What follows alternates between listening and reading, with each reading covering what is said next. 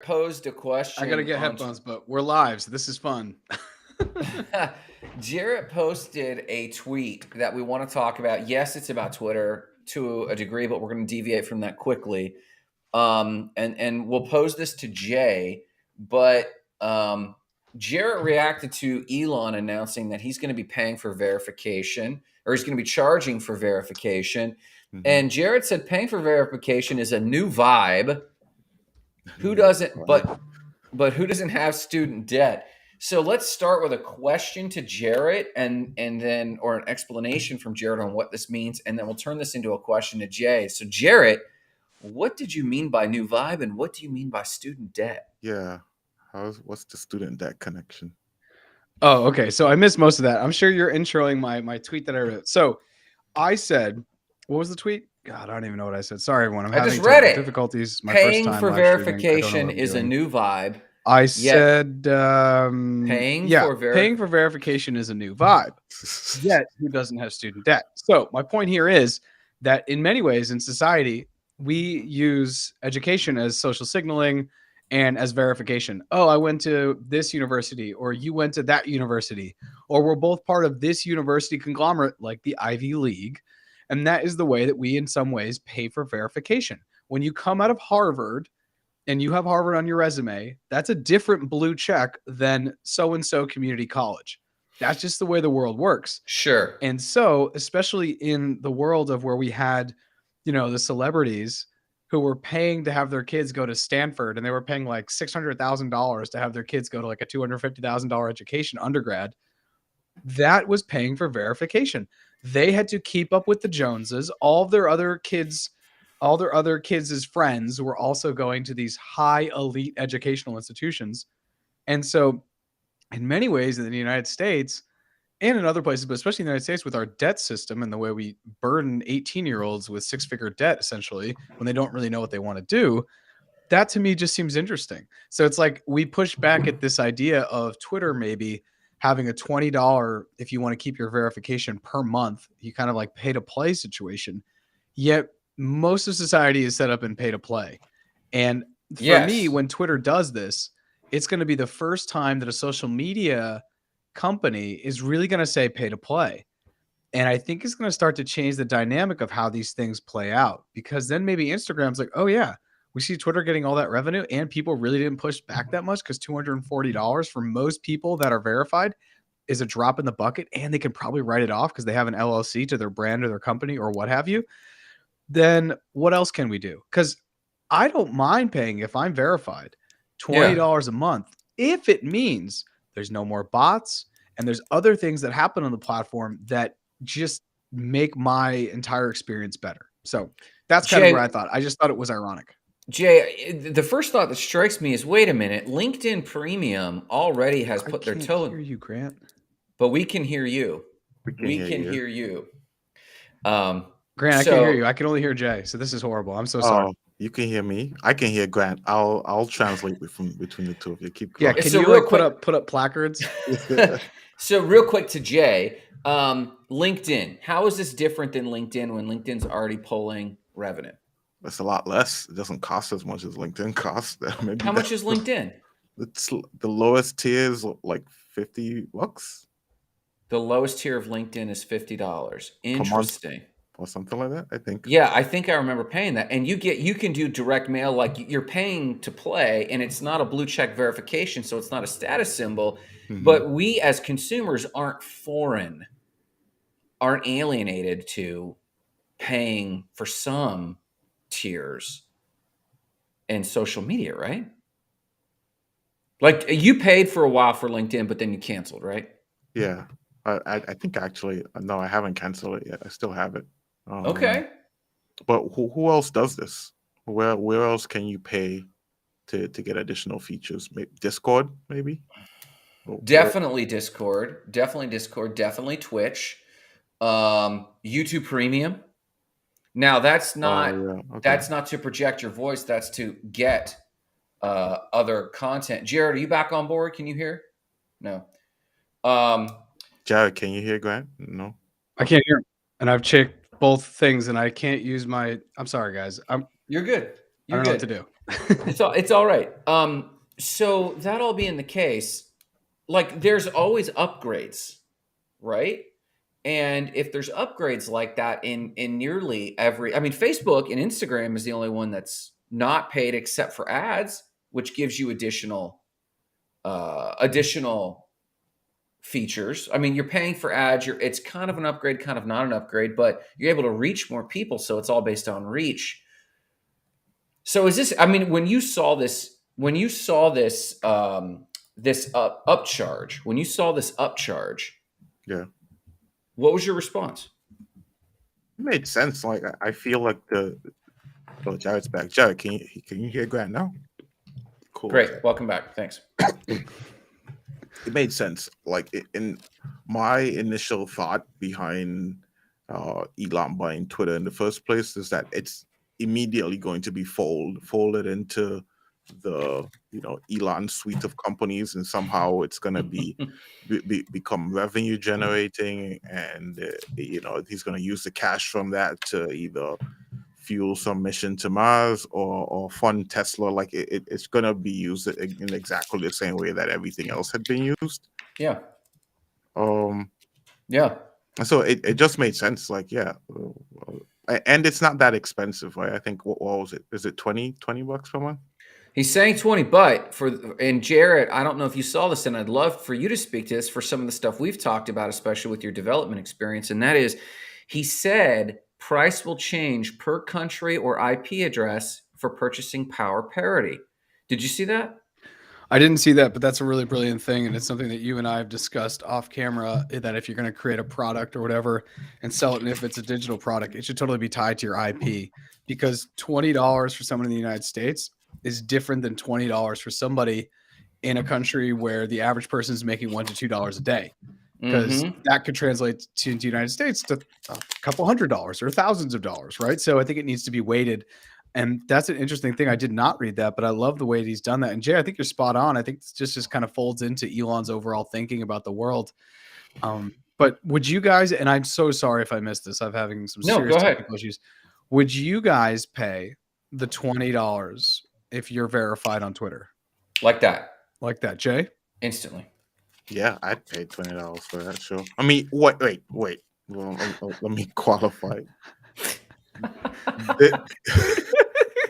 The payment the only barrier can't just be the payment. Like if anybody could get it and all you had to do was pay $20 per month, I probably wouldn't want it. Have you tried to get verified? No, I've never tried. On Instagram or anything? No. I've tried on Instagram just to go through the process. What's up, Ken? Ken, when you say preach, I hope it's because you're not having technical difficulties like me today. I've only tried on Instagram, and I just thought it was interesting to try to go through the process. And I know Instagram has this entire algorithm, and I just don't post enough. You have to be posting posts, reels. You have to have stories. You have to engage. Other verified accounts should probably be engaging with you. That helps to verified people aren't going to be probably engaging with something that's fake or something that's not real or not behind an authentic brand or an authentic person. So I'm going to shout out this George quote, if you guys don't mind. It says, I've recently got quotes of 20 to 25K from PR firms to get a blue check for projects with no guarantees in a 2 to 3 month time frame. George, this is funny because on Instagram, if I go through my DMs, especially on my personal Instagram, there'll be people that are like, some dude named John. I do not know where he lives. He has like a very basic photo. Some dude named John. I don't know where he lives. And he'll be like, let me get you it will be called like blue check creator. And he's like, and he'll DM and be like, let me get you a blue check. I love how Jay just drops off. We're having a worldie today, people. Let me get you a blue check. And I'm like, this is ridiculous, because this person doesn't even have a blue check and they're trying to sell me a blue check. Yeah. That's like someone not in shape selling me on a workout plan. I'm just going to think there's a little bit of a disconnect. So I know about how price should definitely be based on your IP. I just think that that's a fundamental thing. And I think moving forward, I hope that other people adopt that. And if that is how Elon is doing it, I think that that's a great thing. And George says $20 is a bargain. If you only have to pay $20 to be verified, I think it just waters down verification. It no longer is about the people that are the movers and shakers of opinions and the thought creators and the thought leaders. And you haven't gotten there through fame. Because for me, the verification is just proof of work. Somehow you've done some work to get that verification. Even if you win the lottery, they're not just going to give you a verification thing. Like, it's not just about money. It goes back to what we're talking about between being rich and being influential, and how those are different in our society. And I'm going to pass the mic to Jay, knowing that today Grant's mouth is really hurting. He had some dental work done and he is out here just doing the most. But Jay, would it water down? Do you agree with me when I say it would water down if everyone just had to pay $20 and then you'd be verified? Because to me, that doesn't make sense. Yeah, I don't think it. Turn the volume up. Jay, volume up. We are dying today. We are so sorry, ladies and gentlemen. This is our first time live streaming, not our 27th episode. I'll go so Jay can figure out his ones and twos. Allison says, "Hey, Allison, how you doing? I feel like we need to connect." It says, "It becomes the same as everything. Those resources are given the authority to influence." I think it has been. I don't think it does anymore. I think this actually equalizes the playing field. And I'd love to hear, Allison, not to shut you down, I'd love to hear your unique view on this, because when I first saw it, my first thought was this, to what you're saying, Jarrett. It used to be proof of work, and that proof of work was authority or influence or money. And I have tried to get verified on all the platforms. I've uploaded driver's licenses, passports, and in the end, they were making very rudimentary decisions based on this algorithm you're talking about, of like influence, other people boosting my stuff, liking my stuff. But now, if I can simply put a driver's license or passport in, then pay my fee, that company, in this case Twitter, is incentivized to do it based on that merit alone, that I'm real. If that's the only, I would pay $20 to start sewing into a fund that filters out, well, if I'm bot number 3 showing anime chicks that are half naked and I can't do a passport and a $20 fee, that bot is not verified. I'm not going to follow them or allow them to see my account at all. So for me, I see it as equalizing the playing field. I don't know. What do you guys think? That's interesting that you see it. So I see it as, first of all, I like what Allison says, that if it is a pay to play situation, then that is making it something where, I think the promise of social media, especially now as it is now, is like, you can totally Gary V your brand or your company, and you can go work hard on creating content. And in 6 to 12 months, that will help you kind of launch ahead. Really, social media is kind of like, in many ways, the fabled American dream, where you can pull yourself up by your own bootstraps, right? Where you can get on there and you can kind of create a niche for yourself without having to worry about money, right? This is why creating content is so difficult, because it's free. And anything that is free, anything that is free is always going to have a lot of competition. And so I'm waiting to see what happens, but are we for sure, before we go on, are we for sure that if you pay the $20, then you get verification? Do we know that for sure? No, you have to go ahead, Jay. Seems like if you were already verified, if you wanted to maintain your verification, you had to pay $20. Yes, you have to. They have a 90-day period where if you are verified now on Twitter, you have a 90-day period after which you will lose your verification if you don't pay the Twitter Blue or whatever they're going to call it, Twitter Prime. I don't know what they're going to call it. Yeah. But can you buy verification for $20, or can you buy some type of authentication for $20? Is that something that they're proposing? Do we know that for sure? No, like if you can go from 0, I don't have anything, and then pay $20 and now I got some kind of authorization. No. Yeah, like I'm sure that there's going to be some certain benchmarks. You have to have a certain amount of followers and certain amount of posts and certain amount of time on Twitter, because especially, like, once again, we talk a lot about crypto on this and Web3. There are so many people every week that follow me and then unfollow me, or they just disappear, that are like some random person. Yeah. And they're like, hit me up in DMs, let's collaborate. And I'm like, always going to give it the 10 seconds to look at their profile. And I go and look, and it's like created September 2022. And I'm like, what are, you look at their profile and it's like Bitcoin or death. And I'm like, okay, all right, clearly this is a real person, and I should spend a lot of time investing energy into this relationship. Now, I want to read Tristian's, and I've been reading it, but I'm not sure if I fully understand where they're trying to go with this. It says, also with that, this being, I'm assuming, if you could pay for verification, how does that open up the ability for a SaaS type model for more verification? Do you guys understand what they're trying to say here? I'll give you my 2 cents, Jay. You can kind of break this down, but what I'm thinking is let's say that I pay on purchasing power parity, I'm paying $8. I'm already paying 3 to Twitter Blue right now.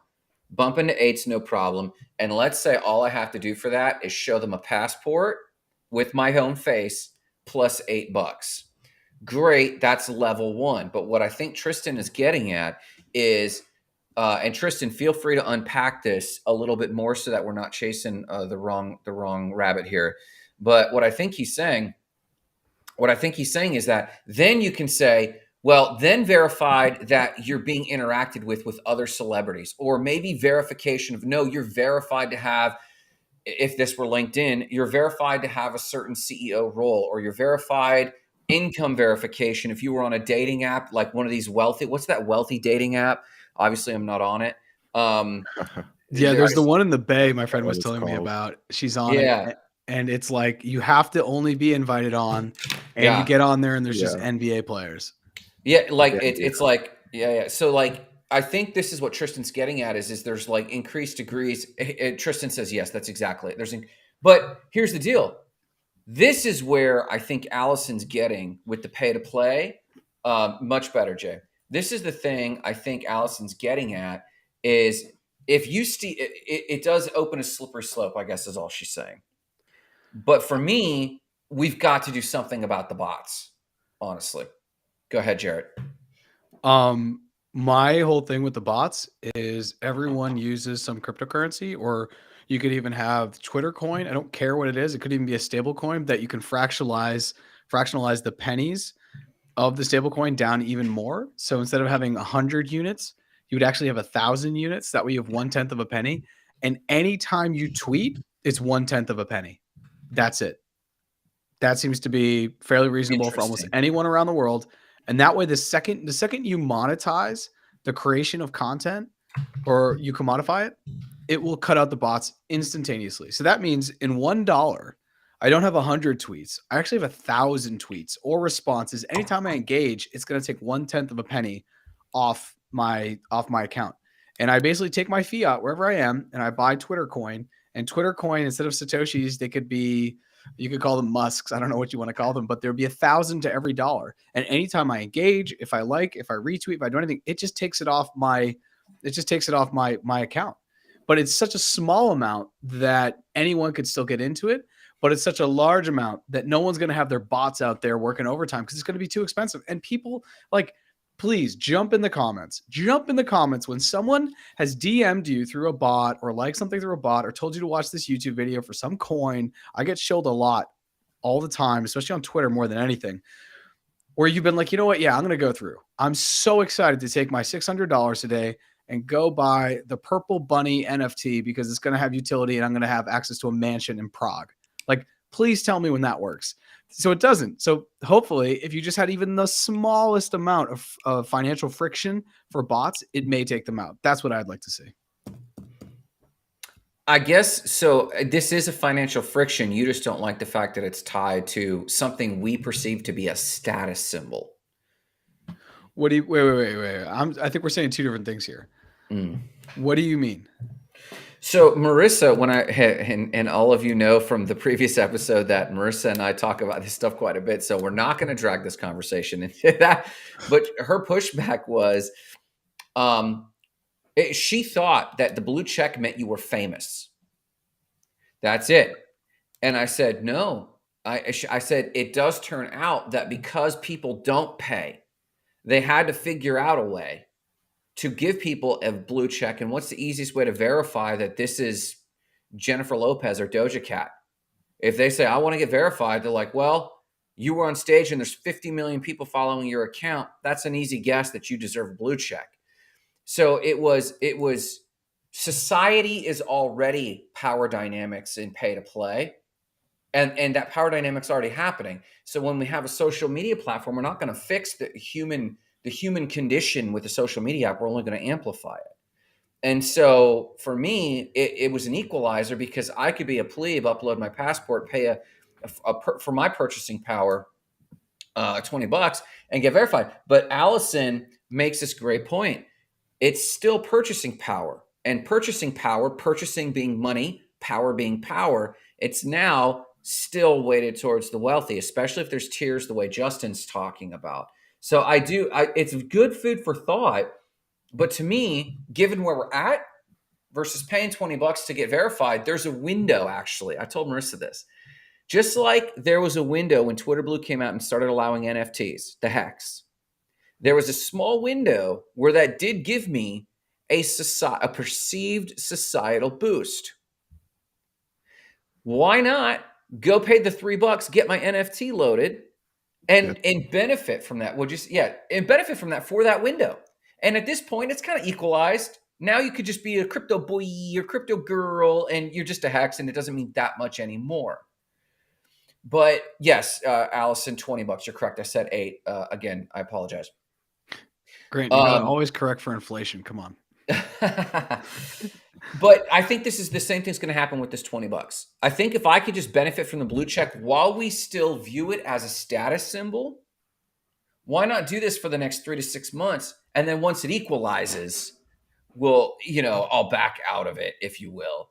I don't know. What do you think about that? And I want to bridge this to Blue Sky real quick. Go ahead, Jarrett J.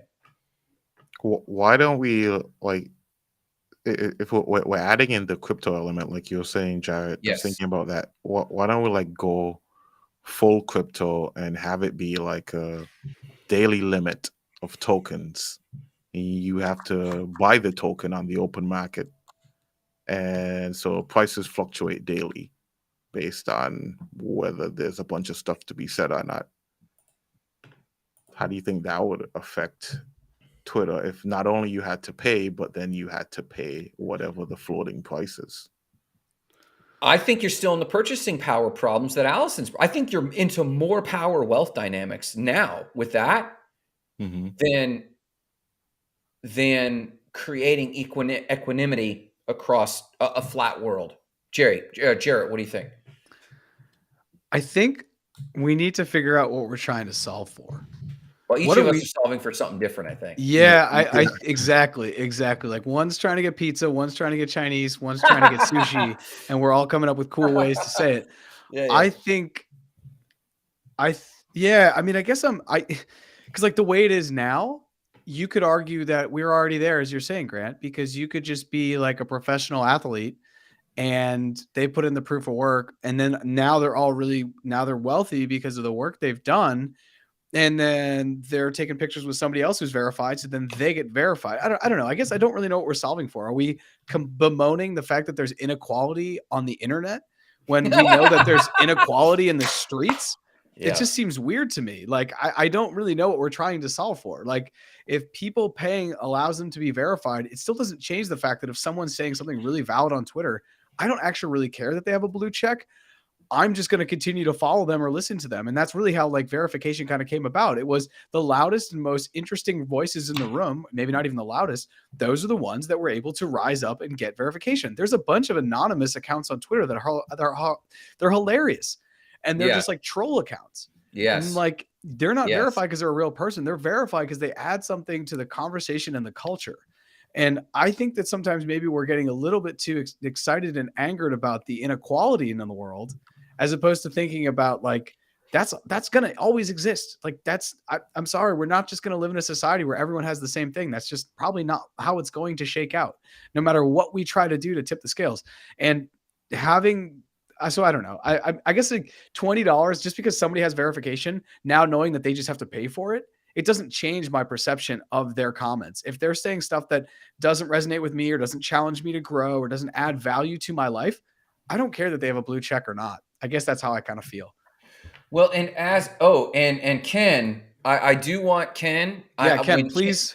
When Ken says this, everyone needs to take a time out and let him type something up or come on the show and talk about it. But Ken, if you don't mind unpacking that would be huge. Now, in terms of supply and demand, if you have something that is rare, it's worth a lot. If you have something that's available to many more people, it gets worth less. I think Elon, similar to someone raised the question of, what did you think about this kind of negotiating back and forth on closing this deal, about the bots? Was he making too big of a deal of it? And I said, for a guy who can write the check, a 44 bill, He has a fiscal imperative to try to get less. It was a no-lose scenario because he brought up the issue of bots. And if let's say they answered the call of bots and said, okay, we're getting rid of bots, he would have been like the next hero of everyone on Twitter. But they didn't. So what was the worst case scenario? He bought it. And it's the largest MailChimp email list in the planet. I could go buy my competitor's business and only have another 100 emails. He went and bought Twitter and bought every user in the database. So to him, he bought the ultimate. So it was a no-lose scenario. But I think that this $20 is a similar thing. I can take the $20. We can verify people. Well, what about J-Lo and Doja Cat's status? It's going to tank. It is. They don't care. They have millions and tens of millions of followers. Their status will remain. I will suddenly feel status, so I'll get a dopamine hit and be an even better user in Twitter for a while. They'll get an income stream and maybe actually be able at the same time to negate at least some of the bots for a little bit period of time. For me, it's another situation. And you raise a great question about what are we solving for? Well, I think what the three of us can agree in crypto land, going with Jay's direction, is what we go for the biggest enemy first. The biggest enemy isn't bots. The biggest enemy isn't me against the next celebrity. The biggest enemy is advertisers and big data. So let's talk. Jay doesn't think so. Let's talk about blue sky. Go ahead, Jarrett. Yeah, I want to go, and then I want to pass the mic, and then we have really good comments from Ken and Yes. Brian. I want to Yes. get to. Yeah. I agree with you. What I think Twitter may become is kind of like Hulu. I recently was watching Hulu and I had to watch it with ads, and then I just paid the free month, and I'll cancel it before I had to watch Welcome to Wrexham. Anyways, into soccer, footy, love it. And I feel like it's going to be like that. If you pay the $20, you don't see ads on your feed. Yeah. If you don't pay the $20, every fourth or fifth is a sponsored post. This is similar to what YouTube has been doing for years. You can pay YouTube. You don't see any of the ads before the videos. And when you have your playlist, it just loads, right? But you pay $15 a month, all of a sudden those ads disappear. So I wonder if that is kind of maybe where they're going. Jay, I want to hear your thoughts on what Grant says. No, let's circle back. Also, Brian and Ken, continue to add in messages and comments because I want you to extrapolate further on those two while Jay's talking about his thoughts on, the advertisers maybe being the biggest bully in the room, if you will. Yeah. Let's talk a bit about the advertisers, but I also want to have that conversation about Blue Sky. Like, I don't know a ton about it. I've, read what people said and stuff like that, but I feel like Jack always keeps stuff pretty close until it's basically time to release it to the public. So I feel like there's still more speculation to be done there with Blue Sky. But on the side of the marketing, especially for softwares like Twitter, without the advertisers, I don't know if Twitter would be the kind of place that it is, right? Because the advertising dollars have been historically what have allowed for the functionality to be free, and that's what has allowed for people to use it as much as they have, and enabled it to become as popular as it has and to be used in the way that it's used because it's free, and that's only because of advertising dollars.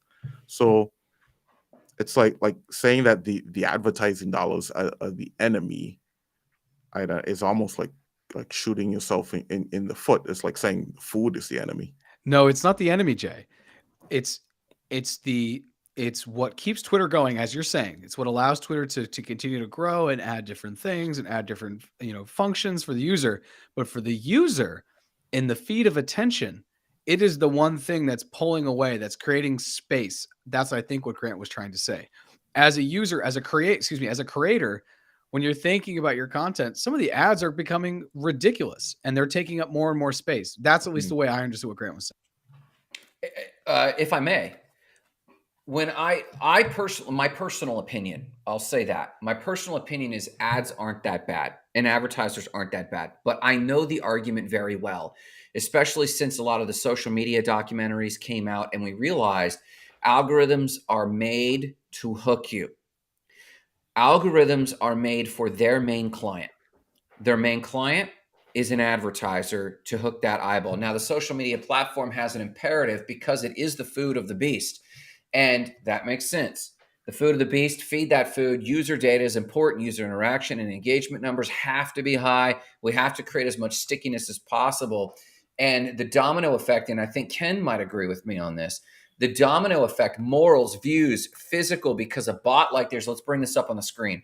And for those listening to this later, Ken Cato says, think about how many people change their lives, morals, views, and physical locations or their physical bodies because a bot liked their post, or because an algorithm allowed them to be trolled, or because they saw something on January 6th and went to Washington, or any other extremism, not just right-wing extremism, any sort of extremism. We know that algorithms play up to this because it increases engagement, and that benefits who? Advertisers mostly. It benefits the platform, but it benefits the platform in so much that it can sell eyeballs to the advertiser. If you remove this incentive, I don't think you can remove it as a mechanism to the industry ever fully, and I don't think Twitter will. But I think you can remove it as a core imperative of an entity by either charging, which is what Twitter is doing, or decentralizing, which is what Dorsey is doing. So to me, I agree that it's not necessarily the enemy. Personally, I see the necessary evil of some of that mechanism at the moment, but I recognize the public through privacy issues and through social engineering issues. I think people are significantly bothered. Oh my God. Look at this comment. Who's going to start the proof of human blockchain? That's huge. So what do we know about Dorsey's project, and how can we compare apples to apples or apples to oranges with what's going on with Twitter? Do you guys know anything about this? I don't think we know enough about what Dorsey's trying to do to talk about it, nor do I think we understand enough about what Elon's trying to do to really almost continue, other than just in the hypothetical world of can you pay for verification? Because that's still not there. That's still not, it still hasn't been, I'm trying to read while we've been talking. That's still not like a thing that's set in stone from what I can see. I've read up on it, and I could actually break it down simply, but Jay's got something burning his buns. Go, Jay. What do you got? I feel like they're both like, part of the same thing. Like you can't talk about one without the other. What Elon is doing with Twitter and what Jack is doing with Blue Sky. I agree. Because the initial funding to create the Blue Sky protocol started in Twitter. Like Twitter paid for it. So advertisers, doesn't that mean that Twitter owns it? And but like the way that Jack is talking about it, it's as if it has nothing to do with Twitter. But then if Twitter owns it, that means that Elon owns it. So well, maybe not, because Square, if you actually look, when was the last time you looked at the homepage of Square? It's Block. Thank you. Yeah. It's block.xyz, by the way, and it is as Web3 as it gets. It's cutting edge Web3 in terms of its visual UX and appeal. But to your point, Jay, sure, Twitter paid for it, stockholders paid for it, but so did Block, right? Because Jack Dorsey got his wealth from both of those entities. So you could argue, like, you can't just say it's only advertisers, but I get what you're saying in origin, but I think your point is even more made in destiny. Where's the destiny of where this thing is going? And the thing that I think Blue Sky is doing is this. If you follow the links on Blue Sky, it talks, and we touched on this on one of the shows, but I think it was early in the morning. They're mainly working, like the only jobs available are engineering jobs, which means they're not ready for release. They're just working on the tech. The main thing Blue Sky is producing is not a social network yet. The main thing Blue Sky is producing is the AT protocol, which I think is trying to deliver on what the idea of the soul token promises. You in control of your entire identity and protocol. Boom. And here's George, and George probably knows way more about this. Yeah, that doesn't surprise me that it's a public benefit corp. I mean, it's probably going to try to be like a B Corp in essence, where planet, profit, and people are kind of in a triangle of balance where they're trying to not, think about profit before they take into account the planet and the people. Jack is a huge humanitarian, a huge philanthropic minded person. So that totally aligns. I guess my point about not being able to talk about Blue Sky is that we don't really know what they're going to be trying to do. So this is all kind of very hypothetical They say on the app protocol page. At the app protocol? Yeah, the app, because Blue Sky says, look at what we're doing at app protocol. That's our main output. And then there's the beta that which you and I both applied for. We're waiting on the beta. But I think the beta is them playing with applying the underlying technology. And I think what app protocol will do, it will create the architecture on how to put you in control of your data, finally, Sol token wise. But then I think we've been talking about this with your micropod you just put out today about wallets in every social media platform. And at first I was opposed to this, but now I do believe there will be wallets on every website on the planet. And I'm gearing up Spark Sites, my website company, around this. But also social media companies where just like you can do dark mode. Oh, super cool. I changed the CSS. I can do dark mode. Similarly, every site will be equipped with walletization or Web3ization where you can hook in your app protocol and you're in control. And it will say, hey, how many toggles do you have available? 150 data points? Great. My advertisers on this page want to access 10 of those data points. Do you give them permission? And you'll toggle them on or off. And then that will be a custom wallet. And so, Jay, my point is I do agree that the possible future of what Dorsey's doing will be for every social media platform because the underlying tech will be Twitter will want a custom experience on Twitter on what we're being served with ads. Ads can be another leg of income. So every company's going to want to do it, but we'll go there in the power position, in control of our data, and we'll toggle stuff off and on. Does that kind of, I don't know, does that resonate? You disagree? You agree? No, that makes sense to me. Yeah, and it also makes it seem a lot more connected to what he was initially doing with Web 5. Right, so that just like puts a bow on the whole thing. Jarrett, I haven't listened to the new Quick Pod. Tell me about that whole. Yeah, I'll give you the TLDR, and I also want to say, Grant, thank you for totally correcting me there. I was talking about Blue Sky, but you're talking about app protocol, which is going to be fundamental to Blue Sky. So I see the hand in glove relationship. I hadn't scrolled down that far. I just put in my information for the beta, so I need to dive in. And I was looking at the website as you guys were just talking there. I just put out a pod today, and I was supposed to have on a guest on Saturday, and he had some family stuff, wasn't able to make it. So I needed to get something out really quick. And I was just thinking about Elon. And if you listen to the pod, it's episode 47, I think, of More Than Blockchain. And I have an Elon quote in there, and it's pretty good. And I basically say that, and this goes to a tweet. I said on a tweet, we talked about this, that the last social media network to add a crypto wallet, whichever that one is, will be the first one to die. Because they're going to be so far behind Web3, NFTs, tokenization, blockchain-backed assets, the idea of having crypto be a part of your platform, that they're just going to be so far behind, other platforms are just going to run them over. And I really goes back to WeChat.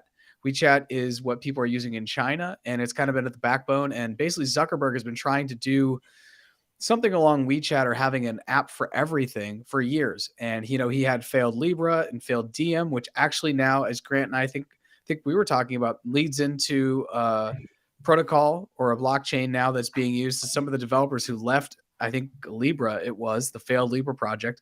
But basically, Facebook has been for years trying to come up with their own cryptocurrency. And maybe they didn't call it a cryptocurrency. They were just trying to say Facebook digital money. So that way, if you have someone in Kenya and someone in Peru and they want to exchange value because they're going to send something across the internet, whatever that is, or for tutoring or whatever it is, or, hey, I can help you teach you guitar and we can do it. We don't need to figure out Western Union or any of that. I'll send you Zuck bucks or whatever the coin was going to be. Originally, I think it was going to be called DM. Then it was changed into Libra. So Mark Zuckerberg realizes that when he has, I think there's 3.7 maybe billion people with Facebook accounts, and I forget what the monthly active users is, but it's ungodly. That if Facebook, as the biggest social network on the planet, has a way for people to exchange value in real time, regardless of where they live, that is insane. And that, to be honest, is what Satoshi kind of wanted, just a P2P, so anyone can share value with anyone, just as simple as it is to send a text or an email. And so I kind of built on that and basically said by 2025, I think all social media platforms, the big ones, are all going to have this built in. It's obviously going to start with Twitter, with the conversations we're having now. I don't know what it's going to look like. And the questions I have around that are, will they have their own native kind of, will you have your own seed within app so that way you manage your keys, or will it be held will it be kind of custodied, if that makes sense? Just like the way that when you're on a centralized exchange, you don't always own your keys, right? Not your keys, not crypto. Will they tie in a third party where it's going to connect to a Trust wallet, a Coinbase wallet, a MetaMask? I don't know. I don't really know what's best. I think what they'll all start with is they'll just tie in a MetaMask because it's just easy. Then they can have hands off. MetaMask deals with all the tech issues. Great. They're one step removed from all the complaints because people will mess up. But my feeling is long term, it's going to be super sweet to just be on Instagram. Someone's going to launch their NFT collection on Instagram. You're going to be able to go to the artist, and you know how when if you go to a post and there's multiple posts, it has the little like picture in a picture to show you that. It will just be a ticker, and this says 10,000 collection. It'll be like 9,000, 222, 9,223, 9,224. So you're gonna be like, oh, a click, and then you want to, mint that NFT. So I think it's going to be amazing because right now, if you're an NFT artist, just use an example, you are going to use Instagram to leverage that being a really cool social network. And that's where a lot of people are. And that's where you're going to share your stuff. You can also put up stories so people can get to know you. But when you drop a collection or you drop something new, they're going to have to go off app and they're going to have to go to OpenSea, right? And if you actually look at what Coinbase did with Coinbase NFT in their marketplace, it looks really no different from Instagram. It looks shockingly like Instagram. Yes. So when Instagram eventually has it, Facebook, Twitter, it's just going to be so much better for people to be able to honestly exchange real-time value across borders. Like we're really starting to get to, I think, the exchanging of value on the internet. We've had the exchange of information forever, right? Jay, you're up in Canada right now. I'm in Massachusetts, Grant's in Florida. We're talking with people around the world. We've been able to exchange and build communities and do this in real time now for quite some time. But can we have people send us money in real time right now by just throwing up our hexadecimal code? We kind of can, but it would be so much better if everyone just had their wallets already built into LinkedIn, built into YouTube, built into Instagram. So I do think that's going to happen. And I think it's also going to coincide. I didn't say this on the podcast. Please go listen, everyone. It's only 7 minutes. I also think it's going to really dovetail nicely, the timeline, with the next bull run. So when Bitcoin starts to go up again, everyone gets really excited and everyone starts asking all of us who are listening to this conversation or in the chats, hey, what's Bitcoin? I thought it was a scam. When that starts to happen again, the on rails are going to be so easy. It's going to be just like, oh, you have Instagram? Yeah. Why don't you open that up? You have to go through like some KYC thing, or I'm not even sure. Maybe there won't be KYC because you can only put crypto in. You can't change fiat to crypto.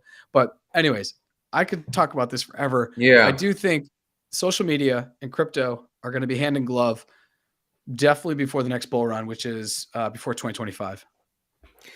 This is a question to you, gentlemen. I followed, I owned some the Kin coin, KIN, back in the day. I had hundreds of thousands, lost my seed, and then I lost some money there because the app changed protocol and I didn't upgrade. It was like a massive fork. So I was watching crypto in social media for a long time. There was a thing called Steam It for a while, which was early experiments of what we now know as what's the blogging one that's taking Medium on, where it's monetized. Oh, there's Mirror, which is tokenized. Mirror protocol. Steam It was around back in 2016, 2017. Yeah, kind of like I remember trying to get onto their wait list. Yeah, I had it for a while, and it was so fractional. It worked, but the money was low. Then I remember Facebook launching Diem and Libra, and it felt like toy money. In fact, they had the little dollar sign in the Messenger app for the longest time, and it was USD, just normal dollars, and it felt like toy money. And I don't know if you guys remember Google's social network. I forget the name of it at the moment. It was a powerful social network. It was fantastic. I'll send you a link. It was awesome, but they just didn't want to invest in it. But you could send US dollars, but it always felt like toy money. And Ken Cato's post here, we're going to have to read in just a quick second. But my question to you two gentlemen is, what technologies from DeFi, from NFTs, from TradFi have to converge? What are the major chunks you're watching that have to converge so that we see, for example, I'm watching our commenters and they're phenomenal. And Ken Cato's post is so good that if LinkedIn were connected with Web3, we shouldn't even have to transact it.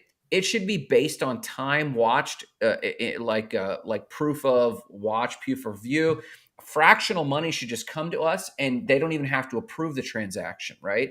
It's just there, and they spent time, and it's known. Like they know what's going on, that they give us attention, we receive it. In this case, Kim, his post too, he took time to post, that should be automatically rewarded. What elements do you gentlemen believe have to be in place for us to not view in-app, in social media transactions to be toy money, but very real? Jay, you want to take a stab at this? I mean, I kind of feel like it's going to be generational, because Interesting. it feels like toy money to you and I, because we were raised with paper currency. Maybe. But if you were raised, using credit cards and debit cards, and you didn't really use a whole bunch of dollars and coins, then maybe it doesn't feel all like as toy-like or as childlike to you. And then Interesting. if you come along 10 years from now and most of what you're spending is crypto, then it will probably feel as real as seashells felt to people 1,000 years ago. Yeah, absolutely. That's good. Jarrett, you made a funny face. What was your thought there? Yeah, it doesn't seem like play money to me. It seems more real than fiat. I already I mean, see I it get that fairly on paper, readily. but like experientially, like you got paid today from your job and the work you did. You didn't Yeah, get paid. I don't get. They don't send me an envelope of cash. They're not mobsters. I get an ACH wire deposit. I don't see money. You know what I mean? Like we already live in a digital world. We're just changing the way it works. Like I don't. For me, I don't know. Cash feels like gross to me, especially after the pandemic. Like we know how gross cash is. You know what I mean? Like honestly. Yeah. So Yeah. I already am there. Like when I would rather lose fiat than Ethereum, 100%. I guess So I'm already there, I guess. I guess I think about Ray Kurzweil's a futurist. For those who don't know, you gentlemen might be familiar with Ray Kurzweil's work. He invented a lot of things, including the Kurzweil piano. He programmed a TV way back in the day. I mean, he's very super futuristic guy. Finally went to work for Google because he could get access to their supercomputer. He wrote The Techie Asymptote, also known as The Nerd Rapture. And he wrote this like in the 80s or 90s, something like this. And the idea was he called for GNR, genetics, robotics, and nanotechnology. When they were at a certain point and converged, that was the moment that humans would fuse with computers. And I think often about that, how genius it was to identify that when genetic understanding, like breaking down the DNA code, when nanotechnology was efficient enough at a small enough scale, and when robotics was advanced enough at a certain scale to actually make the nanotechnology, when those things converged, we would actually start fusing with computers more and more. And that is coming up rapidly. So I think about that, and I think about the inflection point when crypto is so utilized and abstracted that we don't even think about it. We go onto Twitter or we go onto this live and we just know that some sort of incentivization is going to be happening. And I think like TradFi, like this ISO 200022, I think that is a major element for standardized banking. I think this is the problem Facebook had. It felt like toy money because there were no rails. The rails to get that money from Facebook into bank accounts and make it feel real, but also have a bling factor, braggability, status symbol with it was really tough. And they couldn't do it. But I think we're getting closer, especially with this paid blue check. What, Jarrett? You're smirking. Yeah, I mean, well, there's a lot going on in the comments. And Alice, if you're still around, thanks for stopping by. Grant, what would you have wanted from Facebook that wasn't there as far as the bling factor? I don't know. I guess I'm a little lost there. Or give an example of another app or platform that has a bling factor that you think actually ties into why people want to spend or want to show out or flex on that particular app. Like, what would you have wanted? I don't get, because in Facebook at the time that was on Messenger. So it wasn't on the actual Facebook. And a lot of the podcasts I talk about today is that, the relationship between Messenger and Facebook. And something I don't talk about on the podcast that I just did was, and I dropped the podcast somewhere in the chat here, I think, is that originally when he went in 2014, Mark was seeing WhatsApp blow up. He was seeing Venmo blow up. He was seeing what they were going to do. And he was like, we already have a way bigger monthly active user. We already have way more people. They have to go through some level of KYC, but why don't we just do this? So because it was on the Messenger side, what is the bling that you would have hoped to have seen? Like what, or can you dive into that deeper? Because I do think that is tied into human incentive to sometimes spend. Like when people, it's why people buy really nice cars. A crappy car can also get from A to B and be super reliable. Like the difference between a Toyota Camry and a Porsche, Yeah. they're both going to get A to B, but one, you're going to flex a little. That's all, right? Yeah. I mean, like when we get past, if you're just looking at strict utility, not the social currency that it may give you or social signaling. I think, well, you just said the word social signaling. I think like the car that will get you to A to B, it did that. But there was something that still felt not as fun or gamified as social media itself. The dopamine hit you get from a bunch of likes or follows was unparalleled. And then to transact something that was so sterile was not fun at all. And so I think this idea of whether it's mirror protocol or whether it's Reddit karma points or something along those lines, and George actually hits on it. Visa's recent push, I think, will help with that. I also will think us getting onto the banking rails so that it's just a matter of a click to turn, for example, Reddit karma into real tokens, so that there's a social component of, hey, man, like people don't just want the money. We're realizing that. And the push of NFTs, the braggability of wearing your NFT or your Bored Ape merch or whatever it is, we're realizing money is just a means of status in a lot of things. No one actually wants money. They want what it can get them. And the number one thing money gets people is some form of status. Very few people actually want money. People want what it can get them. And what people are looking for is viability. So I think that's why it didn't take. That's not what I was looking for necessarily. I just don't think it was fun, and it didn't incentivize me to participate and be a good netizen.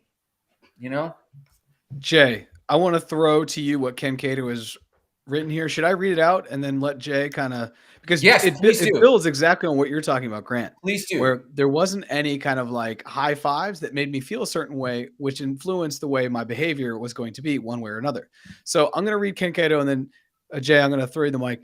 Ken Cato says, this is the longest comment we've ever had on Not Crypto Bros, episode 27. But it's good. Ken Cato, he ran out of ink when he typed this. He said, how to live in real life versus how live life, how people live life on social media where bots constantly approve.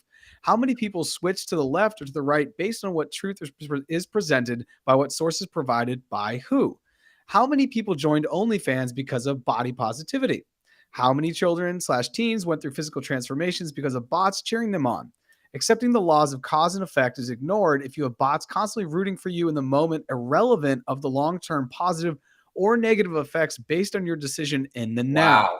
These effects might not align with who you are years down the road. This builds exactly on what Grant was just talking about. Jay, thoughts on this? The very last line like makes me think of something. I feel like I've talked about this with one of you before. When we think of blockchain being incorporated into social media, what happens when your comments and interactions are encapsulated on the blockchain for the rest of your life? Like we talk about that on social media, right? Like, you post something, it's there forever. Like, not really. Like, you can delete it, and then eventually a bunch of people are gonna forget about it. But what happens to stuff that you can never remove from the blockchain? That's really what the comment here from Ken made me think of. This is a really profound comment, and I want to thank Ken for asking this question because I think this Yeah. comment points at the root of why we wanted to start talking, the three of us throwing our Yes. cameras on, was Yeah. because behind crypto, behind social media, behind network effects, behind social networks, behind NFTs, behind all this Web3 stuff are these human, it's like these humanistic, I'm not sure if I'm using that word right, questions about how bots or how network effects or how the internet or how social media affects who we are in IRL. Yeah. Because when I read this, I think of so many different things. I love how he asks so many good questions here. He says, how many women joined OnlyFans because of body positivity? How many children teens went through physical transformation because of bots cheering them on? And I think the thing is, I think it goes both ways. And he admits to that too. How many women didn't join OnlyFans because maybe bots weren't giving them love or weren't showing them love? And how many teens didn't maybe go through some transformation because they weren't getting love? And that's not what the internet gave them. And this goes beyond bots. This is just the internet at large. And I think we're at this really interesting, and Grant, I think you said inflection point earlier, where and 3 days ago, my nephew was born. His name is Luca. Luca, one day Woo! will listen to this and be like, this is crazy. But he will grow up in a world where maybe he'll be turning in, instead of getting up in front of a class, he'll have to get up in front of a YouTube audience and talk Yeah. about Christopher Yes. Columbus or something. Yeah. Right. And then depending upon the likes, he'll get a different grade. And I know that sounds like Black Mirror-ish, but like we're Interesting. going towards a place where we can't even fathom. And what happens online is so very much important to so many people, and it's becoming a lot more real than even the real world we exist in. And this was sped up by the pandemic, where for me personally, I interacted with my mother and my father, my buddy, his wife, and their three kids, and my other friend, one of my like really close childhood friends, Maddie. Those are the only people I saw for almost 2 years because we had to keep tight circles because of the pandemic, So for maybe 2 years, a little much, but for a year and a half, that was it. So I started to focus online. I created multiple podcasts. I met you two. And dare I say that now it makes sense, as Ken's saying, that things online would influence us to maybe change our direction, pivot our lives in some way that we may actually not be super excited about in 5 years. But I want to say the other thing is, or we may be super excited about it.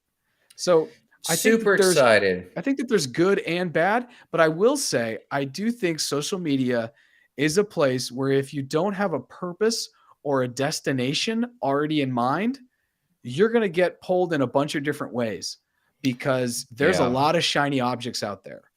And Let me they can be attest to good or this. bad. So I anyways, want to that's my attest to thought. this, but in before I share my story on this briefly, I think I want to end this episode with existential questions you might want to ask, like Ken did. Ken asked some very good questions. So instead of shout outs, I'm going to want to hear for you to ask the viewers some pointed questions. So I'm prepping you guys for that. So truth is not many people know this. I have put most of my social media activity on hold, barring the not crypto bros. The main reason is, and some of these gentlemen know, I'm going through a massive physical fitness transformation right now. I'm doing a huge bulk. I'm getting really fit.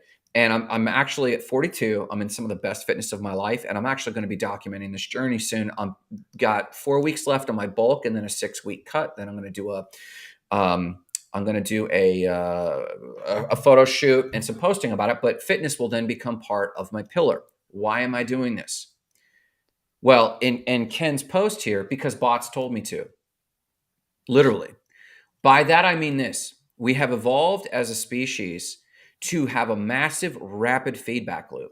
And that feedback loop is, what do people like? When I am skimming a feed and I see a fit body of a female or a male, preferably female in my case, but also female, I'll slow down and I'll look. Human figures catch our eye. We know this. So what does the bot feed me? More of that. Now, I look at something Alex Hormozy talked about and said, the industrialists had the power of the industrial era. The oil and gas were the power positions to have in the industrial era. In our era today, the power are those who can mine and dig and refine attention. Now, I've known this. I've been an entertainer my whole life. I've been a stage actor. I've been a screen actor. but I got away from that doing business. And then I started to eschew and reject what social media was doing. But about a year and a half ago, I finally accepted there are some things you can do to get the algorithm, the bots, to serve you up. So to your point, Ken, it is true. But to me, it is not necessarily indicative of an inherently bad thing. I believe social media is a black mirror. It's showing us what we are. This is who we are. Personally, I enjoy it because it allows us to face our demons more quickly and what's flawed about the human condition. But equally, for those who will wield it, it empowers us to wield it and to get over our issues. So women joining OnlyFans through body positivity, I love it. So my existential question, though, and this is something that I've encountered to your point, this weekend, I'm hitting my goals. And I'm having to start asking myself, man, I'm looking good. I posted one single post, and my first fitness post got more engagement than all of my engagement for the entire year to date. Wow. I'm not kidding. This one stupid out of focus post, it proved to be true. So as soon as I'm hitting my goals, I was dealt with an existential question, and that is this. Wait, what direction was I heading in? I wasn't doing this to sell out to be Mr. Sexy. Jarrett and Jay both know this. I believe in humanitarian development. I believe in human service. I believe in giving back. But I started to lose myself because my own feed is now showing me more and more vain things. So it's not exactly a cautionary tale. The entire social media experiment is a cautionary tale. So my first question, before I hand the mic to you guys to wrap up any way you see fit, my first question, or my last question of the day, my last comment of the day is this. Are you very clear about your goals and what you're doing with the godlike technology available to us? I'll hand the mic. Jay? You know, I used to do like a 5-year plan, and every year extend it. It was so cool because every year I'd hit. I didn't always hit it in the year, but like if you look back, like 3 years later, everything that was there is gone, and I haven't done it in a while. And hearing you say that made me think of it, like, oh, maybe that's something that I should definitely go back to. Yeah. But yeah, I don't know if I've thought about it like that in terms Sure. of like having all of this technology and resources available to me, if I'm really taking advantage of it in the best way that I could. Probably not. If I was being like just the frank reactions, probably not.